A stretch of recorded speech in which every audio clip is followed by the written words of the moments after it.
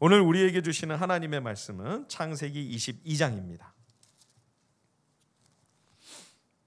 창세기 22장 1절에서 13절까지만 우리 함께 교독하겠습니다. 창세기 22장 1절로 13절입니다.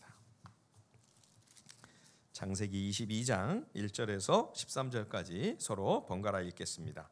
그 일 후에 하나님이 아브라함을 시험하시려고 그를 부르시되 아브라함아 하시니 그가 이르되 내가 여기 있나이다.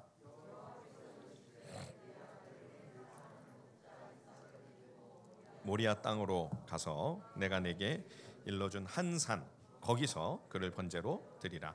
아브라함이 아침에 일찍이 일어나 나귀의 안장을 지우고 두 종과 그의 아들 이삭을 데리고 번제에 쓸 나무를 쪼개어 가지고 떠나 하나님이 자기에게 일러주신 곳으로 가더니 제3일에 아브라함이 눈을 들어 그곳을 멀리 바라본지라. 이에 아브라함이 종들에게 이르되 너희는 나귀와 함께 여기서 기다리라. 내가 아이와 함께 저기 가서 예배하고 우리가 너희에게로 돌아오리라 하고 아브라함이 이에 번제 나무를 가져다가 그의 아들 이삭에게 지우고 자기는 불과 칼을 손에 들고 두 사람이 동행하더니 이삭이 그 아버지 아브라함에게 말하여 이르되 내 아버지여 하니 그가 이르되 내 아들아 내가 여기 있노라. 이삭이 이르되 불과 나무는 있거니와 번제할 어린 양은 어디 있나이까? 아브라함이 이르되 내 아들아 번제할 어린 양은 하나님이 자기를 위하여 친히 준비하시리라 하고 두 사람이 함께 나아가서 하나님이 그에게 일러주신 곳에 이른지라. 이에 아브라함이 그곳에 제단을 쌓고 나무를 벌려놓고 그의 아들 이삭을 결박하여 제단 나무 위에 놓고 손을 내밀어 칼을 잡고 그 아들을 잡으려 하니 여호와의 사자가 하늘에서부터 그를 불러 이르시되 아브라함아 아브라함아 하시는지라. 아브라함이 이르되 내가 여기 있나이다 하매 사자가 이르시되 그 아이에게 손을 대지 말라. 그에게 아무 일도 하지 말라. 네가 네 아들 독자까지도 내게 아끼지 아니하였으니 내가 이제야 네가 하나님을 경외하는 줄을 아노라. 다 함께 아브라함이 눈을 들어 살펴본즉 한 순양이 뒤에 있는데 뿔이 수풀에 걸려 있는지라. 아브라함이 가서 그 순양을 가져다가 아들을 대신하여 번제로 드렸더라. 아멘. 예, 이번 달까지 저희가 창세기를 묵상을 하고 이제 3월부터는 마가복음으로 또 다시 들어갑니다. 창세기는 일단 아브라함과 이삭 이야기까지만 대략 종결이 되고 이제 나머지 야곱과 요셉 이야기를 나중에 또 우리가 살펴보게 되겠습니다. 그래서 오늘은 창세기 22장과 23장 또 24장까지를 살펴보면서 언약과 또 가정과 그리고 증인이라고 하는 이 세 가지 큰 주제를 가지고 이 아브라함과 이삭의 역사를 정리를 하려고 합니다. 우선 오늘 우리가 함께 읽은 창세기 22장에서 우리는 아브라함 언약의 핵심을 다시 한번 깨닫게 됩니다. 오늘 본문은 아브라함이 아들 이삭을 하나님께 번제물로 드리려고 했던 아주 유명한 장면이죠. 100세에 낳은 아들 이삭. 얼마나 참 귀했겠습니까? 모든 자녀들이 다 우리에게 소중하지만 그 연세에 그 나이에 자녀를 얻게 되었다. 얼마나 소중할까요? 예, 저도 제 아이들 넷을 하나하나 주님이 허락해 주셔서 자녀들을 선물로 받을 때마다 옛 어르신들이 눈에 넣어도 아프지가 않다. 정말 그 말씀이 실감이 났습니다. 지금은 이제는 좀 많이 커서 지금은 눈에 넣으면 좀 많이 아프겠습니다만 그래도 지금도 예쁩니다. 큰 놈부터 막내까지 하나하나 얼마나 귀하고 얼마나 소중한지요. 하나님도 아브라함에게 이삭이 어떤 의미가 있는지 모르지 않으셨습니다. 그래서 하나님께서도 아브라함에게 이렇게 말씀하시죠. 자, 22장 2절을 우리 다시 한번 읽어볼까요? 창세기 22장 2절입니다. 시작. 여호와께서 이르시되 네 아들 네 사랑하는 독자 이삭을 데리고 모리아 땅으로 가서 내가 내게 일러준 한 산 거기서 그를 번제로 드리. 예, 그냥 아들이 아니고요. 그냥 이삭이 아니죠. 너의 아들 곧 너의 사랑하는 외동아들 이삭 하나뿐인 네가 그렇게 귀하게 여기고 끔찍이 사랑하는 그 아들 이삭을 모리아산으로 데리고 가서 거기서 그를 번제물로 드려라. 얼마나 이 아들이 귀한 아들인지를 하나님도 알고 계셨던 거죠. 그런데도 번제물로 드려라. 번제물은 제물이 되는 짐승을 죽여 그것을 불태워 하나님께 바치는 그런 완전한 희생을 의미하는 제사이지요. 제물이 되는 양은 죽임을 당할 뿐만 아니라 그 사체까지 불살라 재만 남게 됩니다. 이삭을 번제로 바치라는 것은 바로 이삭이 그러한 희생양이 된다는 의미인 거죠. 놀랍게도 아브라함은 이런 방구 반항이나 저항도 없이 다음날 아침 일찍 일어나 이삭을 데리고 종들과 함께 번제에 쓸 나무를 준비하여 3일 길을 떠납니다. 도대체 아브라함은 무슨 생각으로 주저하거나 머뭇거림도 없이 즉시 하나님의 말씀을 실천에 옮길 수 있었을까요? 이 시기가 이제 산에 가서 이삭이 그 나무찜을 거뜬히 짊어지고 올라가는 걸 보면 적어도 이삭이 청소년기 이상, 청년기 정도가 되었을 것으로 생각을 합니다. 그러면 아브라함이 하나님과 함께 동행한 지 25년 만에 이삭을 낳았으니까 지금 이 명령을 받았을 때는 최소한 40년 이상 하나님과 동행한 다음이라고 우리가 봐야 되겠죠. 40여 년이 넘는 세월을 하나님과 같이 했던 아브라함의 믿음의 열매는 전폭적인 순종이었습니다. 우리는 아브라함의 이 순종을 보며 아브라함의 이 믿음이 정말 대단하고 위대하다라고 하는 것을 생각하기 전에 먼저 하나님께서 얼마나 아브라함에게 대단한 신뢰를 얻으셨기에 아브라함이 이렇게까지 철저히 하나님을 따르며 그 말씀을 곧이곧대로 지금 준행하고 있는가를 더 주목해야 합니다. 40년 넘도록 아브라함이 여호와 하나님과 함께하면서 하나님은 참 신실한 분이시로구나, 한 번도 약속을 어기신 일이 없고 어떤 순간에도 결코 시건하시는 법이 없으시고 내가 믿고 의지하기에 충분하고 이분은 정말 분명하고 확실한 분이시다, 깊이 신뢰하게 된 것이죠. 단 한 번도 하나님이 아브라함을 실망시키신 일이 없으십니다. 그러니 이 명령도 내가 다 이해할 수는 없지만 뭔가 하나님께는 합당한 이유가 있을 거다, 철저히 믿고 따를 수 있는 분이라고 하는 것을 아브라함이 수도 없이 경험했기에 이렇게 전적으로 신뢰하며 하나님 말씀에 순순히 순복할 수 있었던 거죠.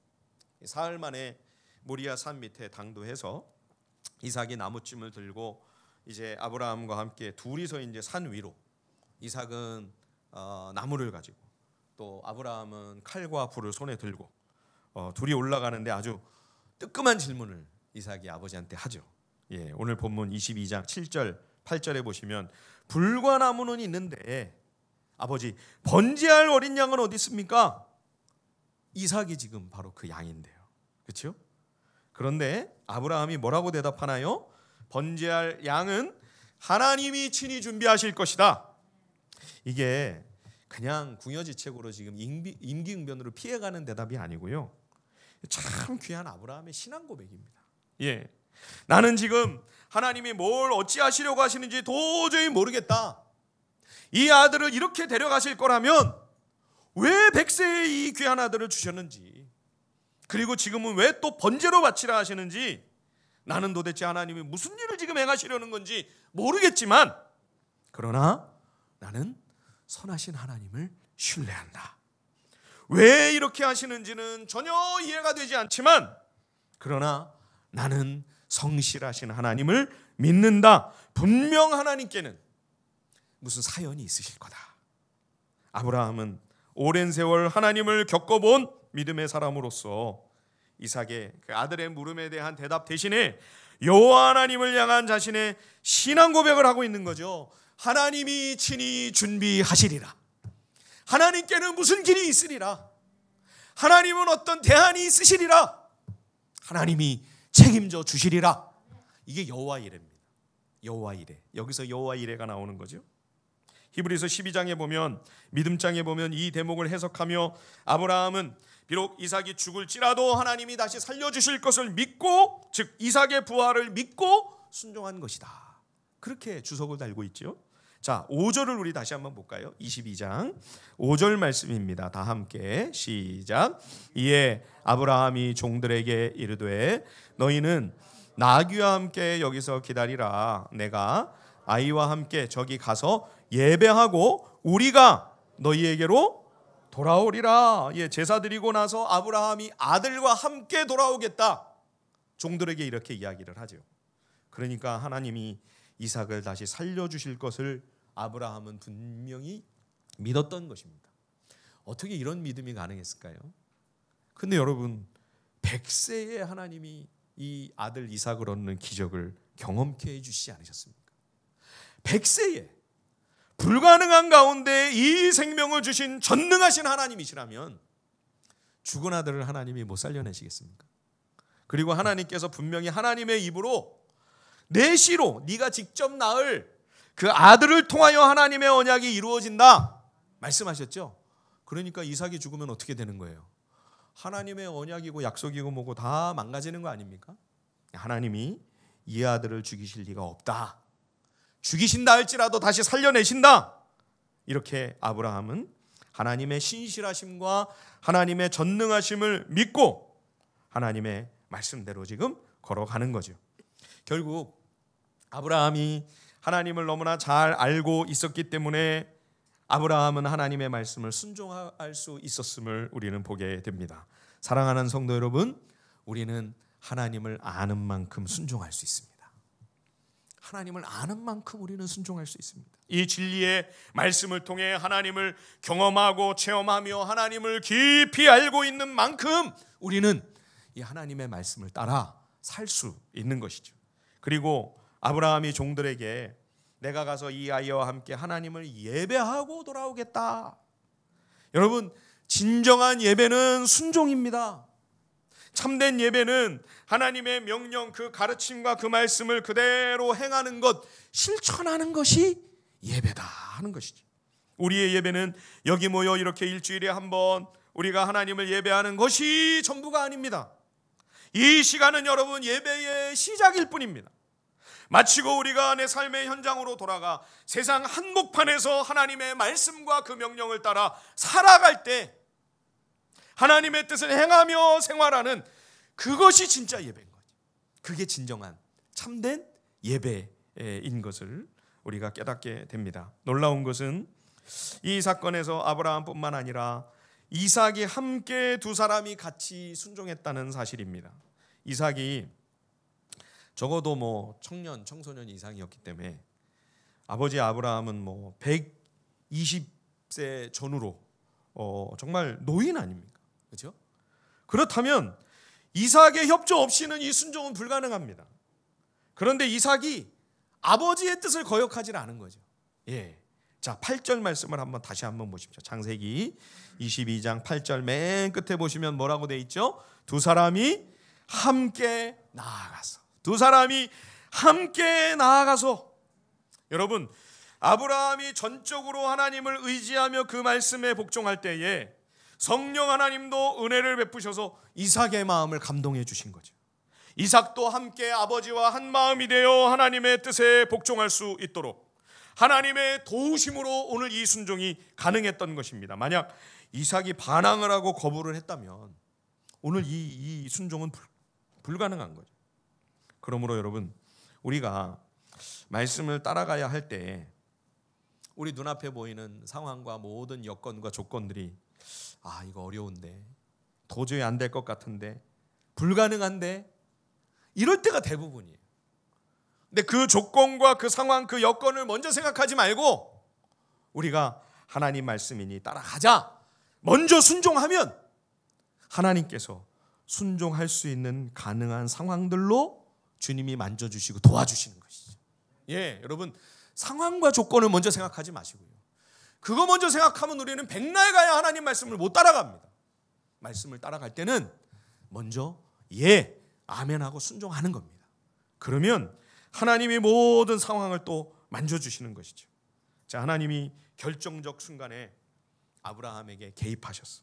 칼을 거두게 하십니다. 이삭 대신 미리 준비한 순양을 제물로 대신 드려라. 자, 여기 12절 13절을 같이 한번 읽어볼까요? 창세기 22장 12절과 13절입니다. 다 함께 시작. 사자가 이르시되 그 아이에게 네 손을 대지 말라.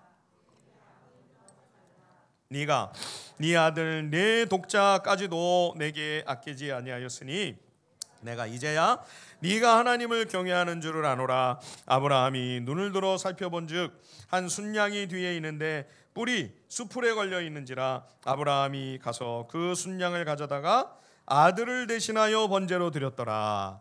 이삭은 죽지 않았습니다. 이삭은 안 죽었어요. 하나님이 미리 예비하신 순양이 대신 죽었기 때문이죠. 이 양은 하나님이 장차 보내실 그 아들 예수 그리스도의 모형이며 그림자입니다. 여기 12절에 하나님께서 아브라함에게 또 한 번 말씀하시죠. 네가 네 아들 내 독자 너의 사랑하던 하나뿐인 그 외동아들 이삭을 아끼지 아니하였으니. 하나님이 아브라함의 마음을 너무 잘 아십니다. 왜냐하면 하나님께서도 당신의 아들 예수 그리스도를 우리를 위하여 내어주셔야만 했기 때문이죠. 예수님은 이 땅에 오셔서 십자가에서 죽으셨습니다. 아브라함은 아들을 죽이지 않았지만 하나님 우리 아버지는 그 귀한 아들을 죽이셔야만 했습니다.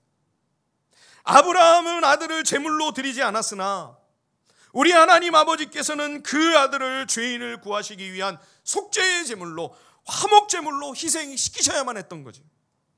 아브라함은 이삭의 피를 보지 않을 수 있었지만 우리 하나님 아버지는 그 아들 예수 그리스도께서 온 몸의 물과 피를 다 쏟으시며 마지막 남은 그 한 방울까지 택하신 백성을 위하여 그 귀한 보혈을 흘리도록 그 광경을 그저 보고만 계셔야 했던 것이죠. 그러므로 아브라함 언약의 핵심은 바로 하나님께서 그 아들 예수 그리스도 하나님의 하나뿐인 독생자 그 외아들을 우리에게 보내주시겠다. 그래서 이 모리아산 여러분 22장 2절 말씀을 다시 한번 보십시오. 2절 말씀을 보시면 이삭을 데리고 모리아 땅으로 가서 내가 내게 일러준 한 산 거기서 그를 번제로 드려라. 이 모리아산이 바로 예루살렘 성전이 세워지는 그 동일한 장소죠. 사무엘하에 보면 다윗과 이스라엘 백성이 하나님 앞에 범죄하여 하나님의 심판이 백성들 가운데 임했을 때 그때 이 장소가 타작마당으로 쓰여지고 있었는데 거기서 속죄 제사를 드리는 순간 하나님께서 심판의 칼을 멈추셨죠. 동일한 장소입니다. 그래서 이 유서 깊은 장소에 다윗의 아들 솔로몬이 아브라함이 이삭 대신 순양을 번제로 드렸고 또 다윗이 온 백성을 위하여 제사를 드릴 때에 하나님께서 심판을 거두셨던 곳 바로 이 모리아 산에서 거기 예루살렘 성전을 세우는 거죠.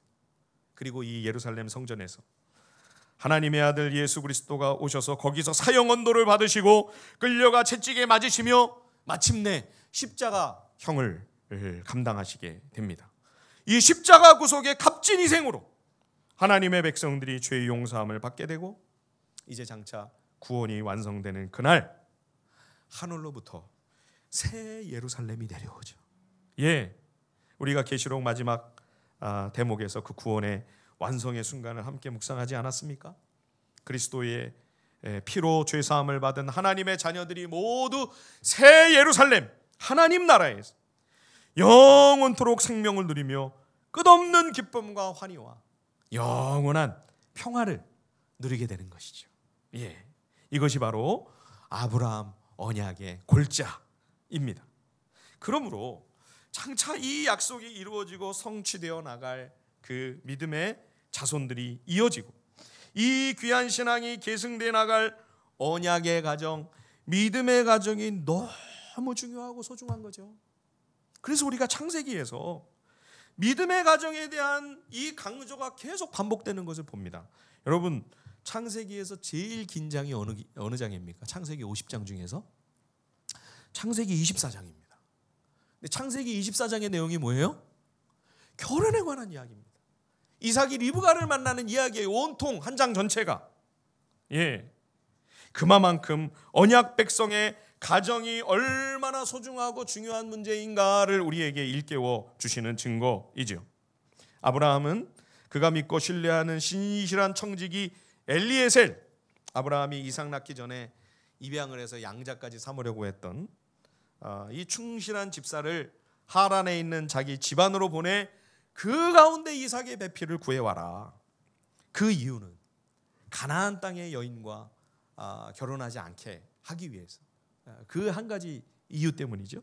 자, 우리 창세기 24장에 가서요. 24장 3절과 4절을 우리 같이 한번 읽어보겠습니다. 24장 3절 4절 시작. 내가 너에게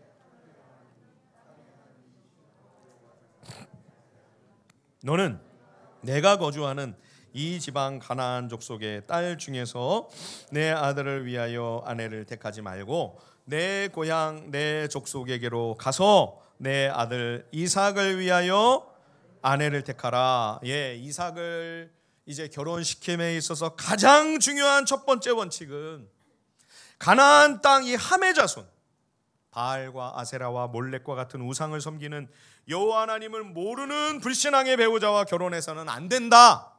예, 그래서 굳이 그 멀리까지 신부감을 데리고 오라고, 가서 구해오라고 특명을 내리는 거죠. 예, 근데 엘리에셀이 너무 부담도 크고요. 아니 가서 만나기는 했는데 뭐 만나는 일도 만만치 않겠습니다만 또 어떻게 만났는데 만약 안 오겠다고 하면 어떡합니까? 예, 그래서 엘리에셀이 아브라함에게 그 질문을 하죠. 그러니까 아브라함이 그래도 단호합니다. 그래도 내 아들 이삭을 약속의 땅에서 떠나 그리로 데려가면 안 된다.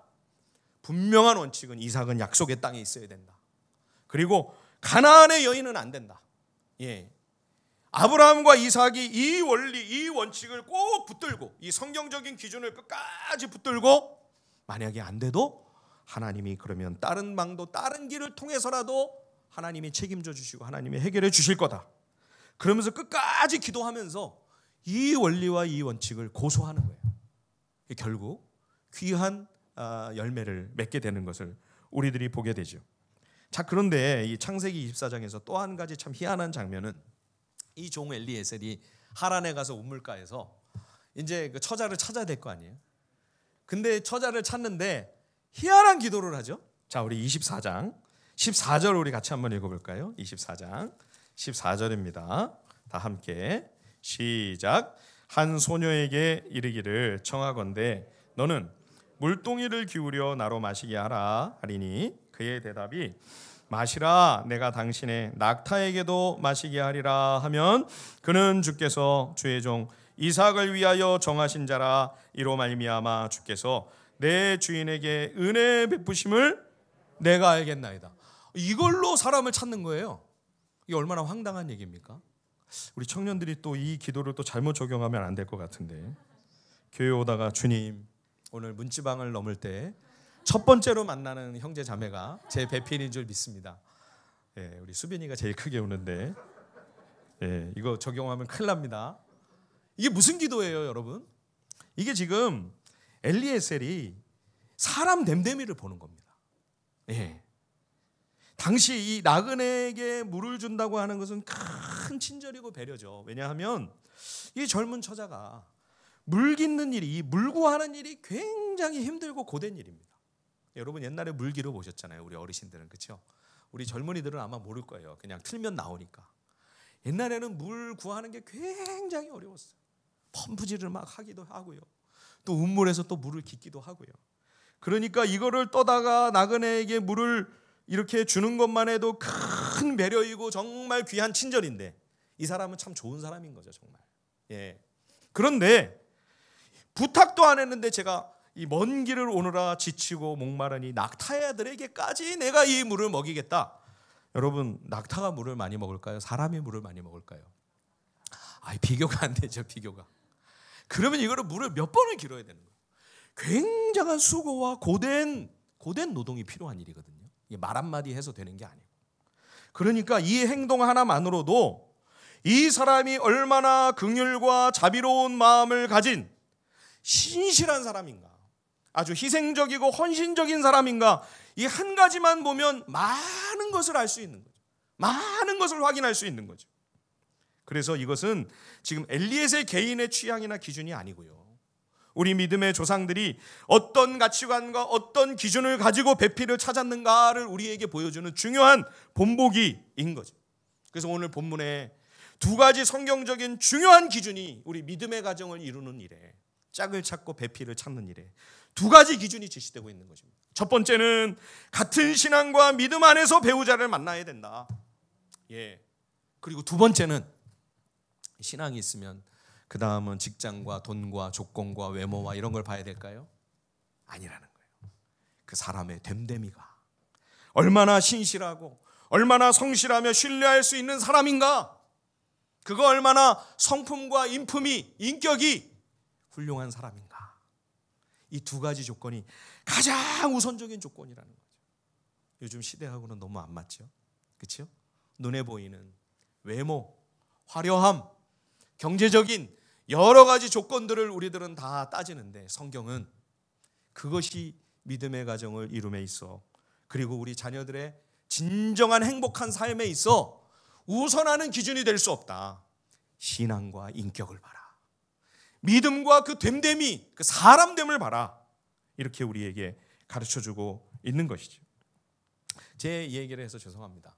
저희 여동생이 오랫동안 아버님 어머님이 목회하시는 시골의 그 농촌 교회에서 유치원 교사로 직장 생활을 하면서 주일날에는 또 주일학교 전도사 역할을 다 한 거죠. 교사 역할을 다 하고 하면서 아버님 어머님과 함께 있다 보니 이제 결혼할 나이가 됐는데 누구를 만나서 교제를 나누고 연애를 하고 이런 상황이 안 되는 거죠. 그래서 이제 사람을 만날 수 있는 유일한 소망이 이제 누가 소개를 해주면, 믿는 사람인데 참 신실한 사람이 있다, 신실한 청년이 있다, 그러면 이제 사람을 만나보는 거예요. 저는 그렇게 많이 만난 줄 몰랐는데 선을 본 게 한 50번 정도는 됐다고 그래요. 이거 얼마나 고생을 한 거예요, 얘가. 그런데도 이 두 가지 기준을 계속 고수를 한 거예요. 믿음이 어떤가, 이 사람이 참 신실하고 됨됨이가 정말 신뢰할 수 있는 그런 사람인가.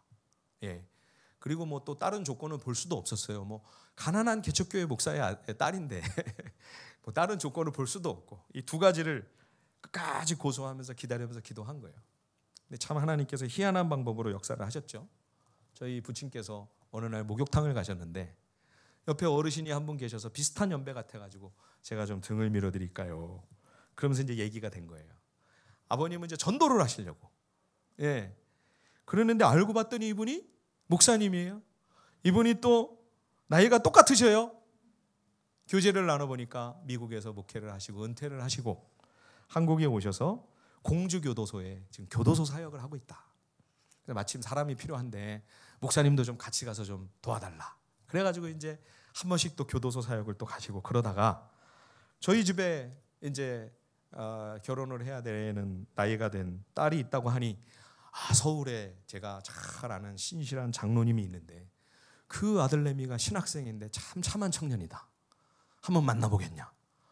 그래가지고 딱 만났는데 글쎄 그 50번 동안 한 번도 안 맞았던 눈이 그때 맞은 거 아니에요. 여러분, 믿음의 가정을 이루기 위해 분명한 기준을 가지고 믿음 안에서 만나야 된다. 그리고 다른 조건보다도 다른 어떤 눈에 보이는 이 세상 사람들이 제시하는 그런 조건이나 여건이 아니라 이 사람됨이 정말 어떠한가, 이 기준을 가지고 여러분들이 하나님 앞에 기도하며 하나님의 도우심과 은혜를 구하면 하나님께서 복된 만남으로 인도해 주실 줄을 믿습니다. 그 만남의 복이 우리 가운데 임하게 되기를 우리 주님의 이름으로 간절히 축원드립니다. 자, 마지막으로요. 하나님께서 이렇게 언약 백성에게 구원 약속을 주시고 또 그 약속을 성취해 가시는 이 언약 백성이 믿음의 가정을 이루어 결국 이들을 통해 땅의 모든 족속이 복을 얻도록 하시는 것이 하나님의 선하신 계획인 거잖아요. 그래서 오늘 우리가 마지막으로 믿음의 조상 아브라함이 세상 한복판에서 어떤 증인의 삶을 살았는가. 창세기 23장이 그 내용입니다.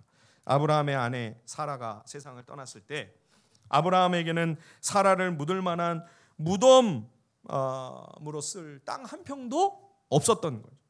아브라함은 하나님의 약속이 나중에 영원한 하나님 나라에서 온전히 실현될 것을 믿고 그저 그는 이 땅에서 임시 체류자와 나그네와 같은 그러한 모습으로 살아간 거죠.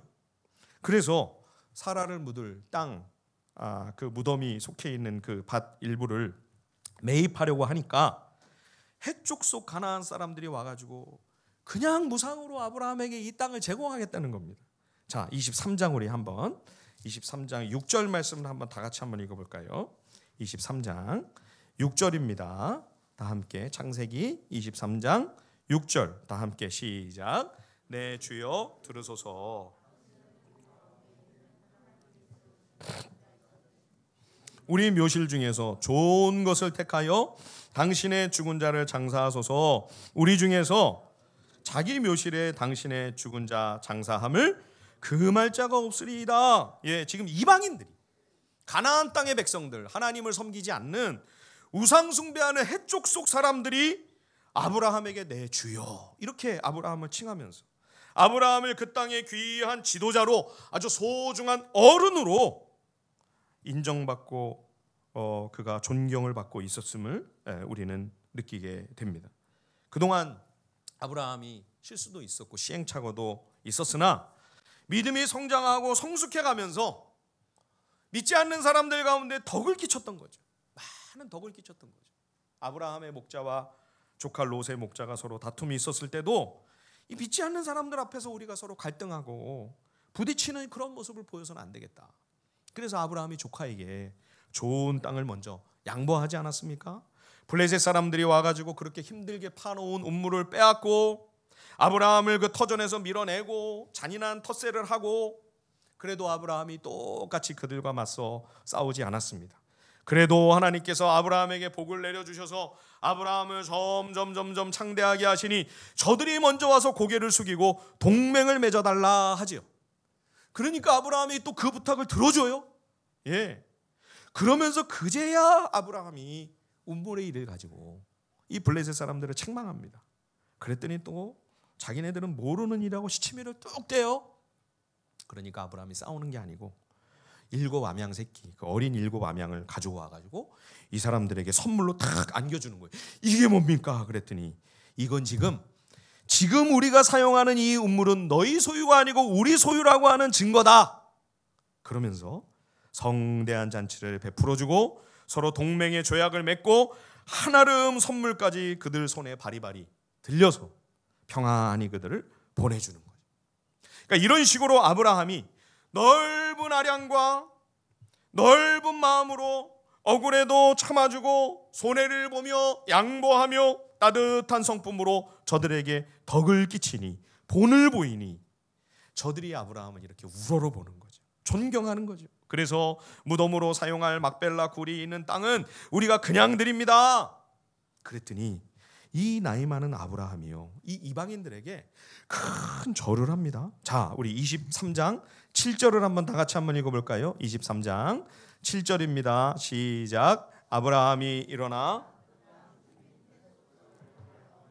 몸을 굽히고, 여기 이 몸을 굽힌다는 이 단어는 그냥 고개만 살짝 까딱하면서 인사했다 그런 의미가 아니고요, 아주 깍듯하게 예의를 갖추는, 그래서 어떤 성경에는 큰 절을 했다 이렇게 번역을 했습니다. 정중한 인사입니다. 아까 아브라함이 이삭과 함께 22장에서 모리아산으로 올라가면서 종들에게 우리가 저기 가서 예배하고 우리가 돌아오겠다 했을 때 그 예배 드린다, 창세기 22장 5절에 그 예배한다고 하는 단어하고요, 이 몸을 굽힌다 하는 단어가 똑같은 단어입니다. 하나님께 이 단어가 사용될 때는 하나님을 예배한다, 경배한다라고 하는 의미로까지 번역되는 그런 말을 지금 여기 아브라함이 그런 예를 아주 깍듯하게 이 이방인들에게 감사를 표시하면서, 나이도 많은데 그렇죠? 정중하게 예를 갖추는 거죠. 그래도 해족속이 만류를 하면서 특히 땅 주인 에브론이 와가지고 어떻게 당신과 우리 사이에 거래를 하겠습니까? 그냥 쓰십시오. 무상으로 제공해 드리겠습니까? 드리겠습니다. 그랬더니 아브라함이 또 인사를 합니다. 자, 12절을 보십시오. 23장 12절. 아브라함이 이에 그 땅의 백성 앞에서 몸을 굽히고, 역시 같은 단어입니다. 너무 고맙다, 너무 감사하다 하면서 이렇게 정중한 예의를 표시한 다음에 아브라함이 그냥 값을 안 치르고 이 무덤을 쓰는 게 아니고요. 결국 은 400세겔을 달아 값을 제대로 다 지불하고 이 땅을 사서 그 밭에 속한 막벨라 굴에 사라의 장례를 치르는 거죠. 이렇게 아브라함이 가나안 사람들을 존중해 준 것입니다. 저들과의 관계에서 하나님의 사람 언약 백성으로서 모든 면에서 존경을 받을 만한, 인정을 받을 만한 삶을 살아가는 거죠. 그러니까 이 믿지 않는 이방인들도 아브라함을 높이 평가하고, 그래서 아브라함을 통하여 여호와 하나님의 영광이 그 땅 가운데 충만히 나타나고 하나님이 계획하시고 의도하신 바대로 가나안 땅에 아브라함을 통하여 많은 영혼들이 복을 누리게 되는 거죠. 여러분, 이것이 우리 그리스도인들이 이 땅에서 예수 그리스도의 증인으로서 복음의 증거자들로 살아가야 마땅한 언약 백성의 증인된 삶인 것이죠. 이런 삶을 우리가 살아야 예수 그리스도의 복음이 영화롭게 되는 것이죠. 우리 하나님의 이름이 영광을 받으시고 우리가 전하는 이 예수 그리스도의 복음이 생명적인 영향력을 끼칠 수 있는 것이죠. 저는 오늘 본문을 보면서 연세가 지긋한 어른 아브라함이 해쪽 속 이방인들 앞에 예를 갖추며 정중한 인사로 큰 절을 2번씩이나 하며 감사의 마음을 표시하는, 저들을 존중하는 이 아브라함의 모습을 볼 때 옛날에 그 강원도 태백에 예수원에 계셨던 대천덕 선교사님 생각이 납니다. 태백산이 무당들이 참 많았습니다. 지금도 그런지 모르겠는데요. 저도 태백산을 한번 등산을 해봤는데 산이 영험하다고 해가지고요, 무당들이 막 텐트를 쳐놓고 제사상을 차려놓고 낮에는 자요. 낮에는 사람들이 없어요. 밤이 되면 어디서 왔는지 와가지고 촛불을 켜놓고 그 제사상을 가지고 막 꽹과리를 치고 징을 막 울리고 북을 치면서 그 귀신에게 제사를 하고 구슬하는 그런 걸 하는 거죠. 그런데 이제 그 예수원에서 오래 훈련을 받던 청년 하나가 이제 지나가다가 사람도 없고 이제 하니까 보기에 마음에 안 들어가지고 그냥 발로 팡 차가지고 그냥 그 제사상 하나를 엎어버린 거예요. 근데 며칠 있다가 예수원으로 전화가 왔어요. 무당한테서. 누가 그랬는지 다 안다. 이거 변상해라. 안 그러면 고발하겠다.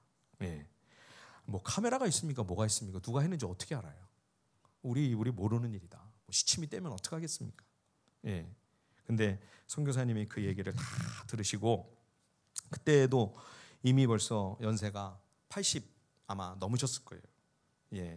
그런데 그 무당이 산 그 높은 곳에 있는 거기까지 올라가셔가지고 직접 피해 입으신 그걸 다 저희가 갚아드리겠습니다.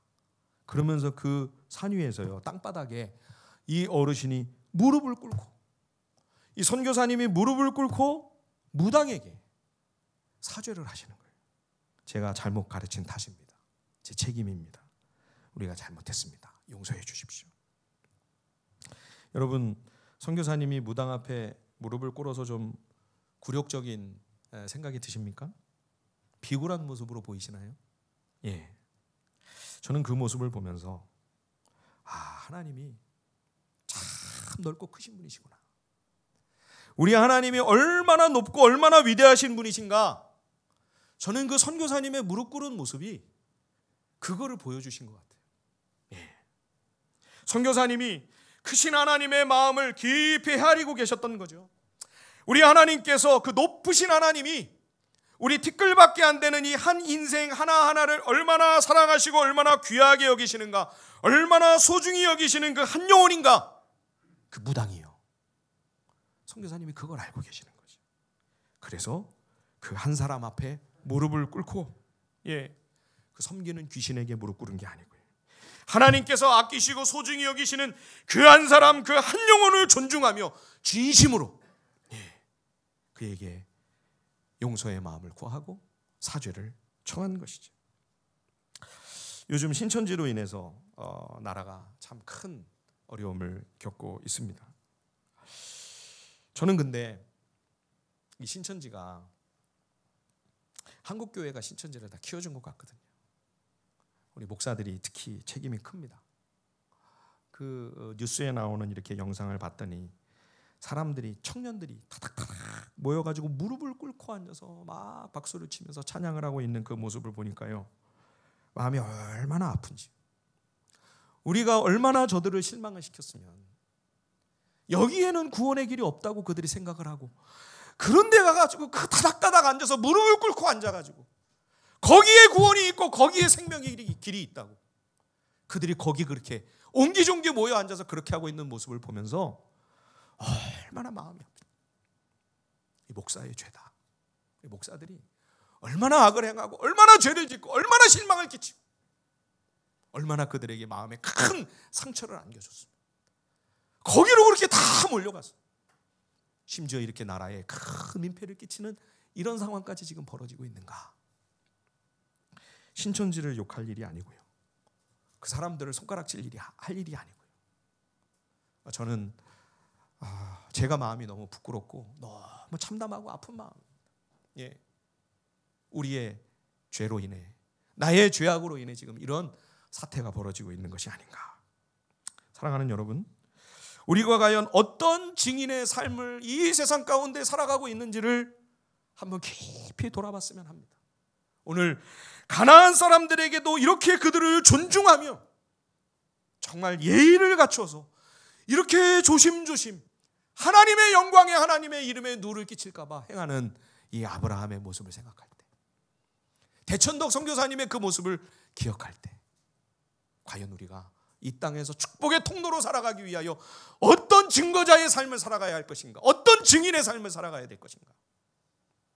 아브라함의 역사를 우리가 마무리하면서 우리가 우리의 마음에 깊이 이 메시지를 새기고 정말 이 땅 가운데 우리를 축복의 통로로, 생명과 구원의 통로로 세워주신 그 사명을 잘 감당하는 그런 복된 증인의 삶을 사는 우리 모두가 되기를 우리 주님의 이름으로 간절히 축원드립니다.